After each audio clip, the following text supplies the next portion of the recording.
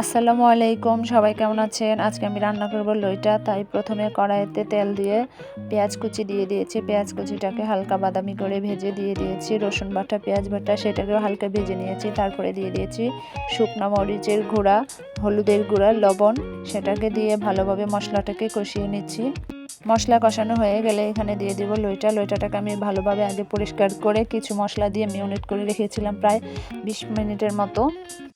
লইটাটাকে আমি ভালোভাবে মশলার সাথে মিক্স করে নিব নেড়ে চেড়ে, কারণ আমি পরে নাড়তে পারবো না, এটা হালকা একটু আগুনের তাপ লাগলে নরম হয়ে যাবে।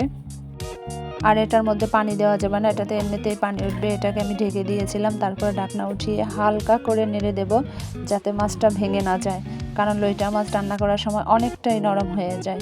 আমি হালকা একটু কড়াইটাকে ধুলিয়ে নাড়িয়ে দেব।